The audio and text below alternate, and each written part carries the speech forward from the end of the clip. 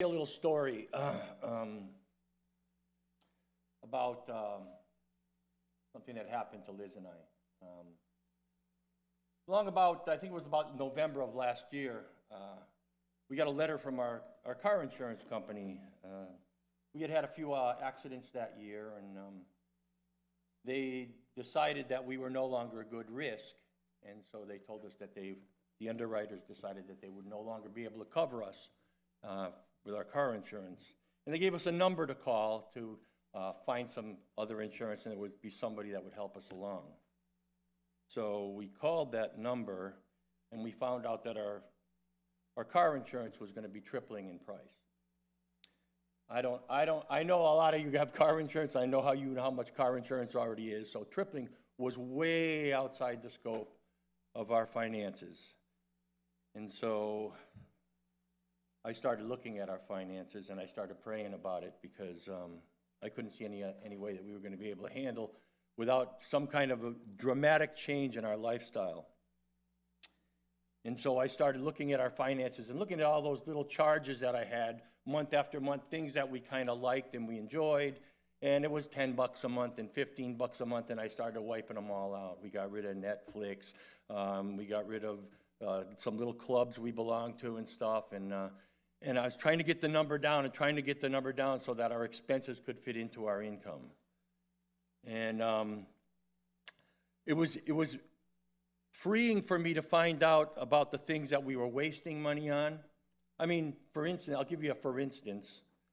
I like to stop at Dunkin' Donuts to get a coffee in the morning. And you don't think much about it when you stop there and you spend $6 or $7. But I have one of those Dunkin' Donuts cards, and I kept recharging it. So I knew how much I was spending at Dunkin' Donuts. I just wasn't paying attention. And when I realized that I had spent $1,500 at Dunkin' Donuts the previous year, it kind of opened my eyes. Perhaps we don't think about some of the things that we spend our money on. But I got to tell you, when I got all done with lowering our expenses, I was still short. We weren't going to be able to make it with the amount of money that we were going to have to spend on the car insurance.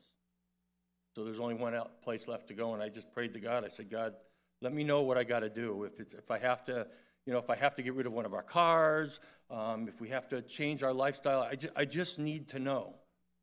And we prayed about it a lot, and Liz and I prayed about it a lot, and we agonized about this a lot.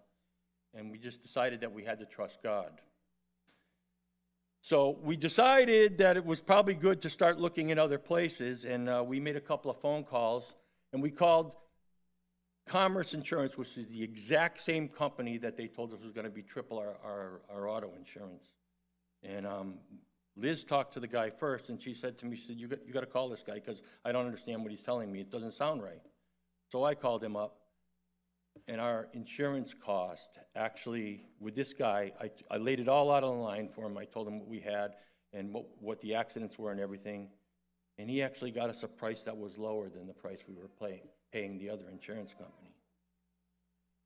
And I said, God, I don't know how you do this. I just don't know. But I will tell you that there's no more humbling experience than watching God work in your life. But there is no more exciting or joyful experience than watching God work in your life and watching Him work in the life of others.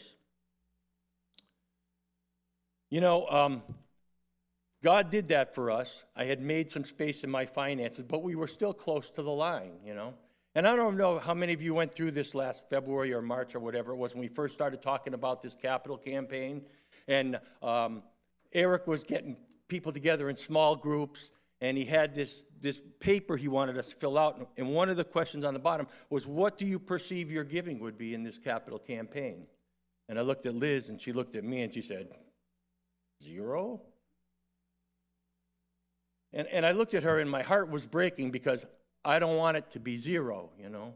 I think we're all generous people. I think we all want to help, and we all want to give, and we all want to participate in the life of the church. So we started to pray about this. And I kept praying to God that, God, I really want to make a difference, and I want to be part of this. I want to see you change the life of our church. I want to see you change what's going on with our people. You know, Liz and I got involved in REC a long time ago. It's a prison ministry, and I got to see God change a lot of people. You know, we would get together with these women at the jail, and we talk about Jesus, and we talk about hope in our lives, and we talk about how Jesus works in our lives. And, you know, there's always that moment. I know a lot of you have heard me say that before. There's always that moment when you're talking to somebody that's at the bottom, at the worst part of their life, and they think there's no hope. And you're looking into your eyes, and you're giving them your hope, and then you see it. You see God enter their heart. And there's a change. It's just like that. They go from having no hope to all of a sudden realizing that there's something that can change their lives. There is nothing more humbling or more awesome or more joyful than seeing God work in your life or in somebody else's. So we prayed. We got that pledge card, and we looked at it and said, well, if we stretch, we can hit this level. If we stretch, we can hit this level. And we prayed about it. And God, you know, I trust you. Tell me what you want to do. I'd like to do more, but, you know where I am. Convince me that I can do it. As some of you may know, our family had a bout with COVID a few weeks ago. And I had it, my son had it, his wife had it, all three of their kids had it, and it was an interesting time. I was out of work for quite a while, and my boss was calling me up, see how I was doing, making sure I was okay, let me do a little work from home if I could handle it.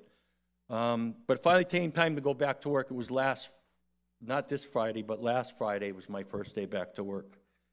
And I went in there, and he called me into his office because he wanted to go over the jobs that we had and everything that I had missed so we could catch up with each other. And he's going to say, yeah, this job I want to do first, this job I want to do second. If you can get this one in this week, oh, and by the way, I gave you an extra $100 a week, and then we want to do this job. And whoa, wait, time out. What? What? And he said, oh, I just want to let you know I'm giving you an extra $100 in your paycheck.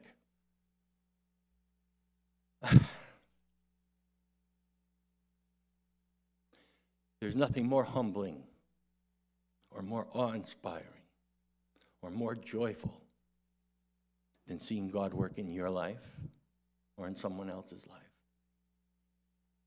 I went home and I told Liz, you know what the first thing Liz told me was?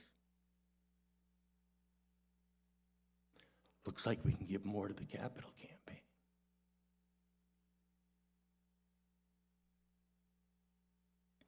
Take that pledge card and look at it and find where you're comfortable giving. And then pray to God and ask Him to help you stretch. Ask Him to help you, show you a way where you can do what you really want to do, where you can give to the amount that you really want to give. Ask Him to help you find a way. And then do a real serious look at your finances and find out where you're spending money that you really don't need to be spending. And then think about what you can do with that money, and then honor God by asking Him what He would have you do, and see the works that He does in your life. Because if He can do this for me, He can do this for you. He can do this for our church. God can make big changes in lives and in communities and in buildings and whatever else God deems necessary to do His work and to proclaim His gospel on this earth. He can do it. And there is no more joy and no more humbling experience and no more awesome experience than seeing God work in your life or in someone else's life, or in the life of a community that you love. You know, I love you. I love this church. I love this church with my whole, I can't tell you how much this church means to me. And I can't tell you how much it meant to me to have this church praying for me while I was ill and my family was ill. But I know that you bless me. And I want to see God work in your life and in this community's life, because that is where I find my joy. So do your due diligence. Think about how much you want to see, the changes that you want to see, and what you're willing to do for them. And then pray about it. Sit down with your spouse or whoever you're closest with. Fill out that pledge card and drop it in on the big Give Sunday on November 1st. And let's see what God is going to do with us. Thank you.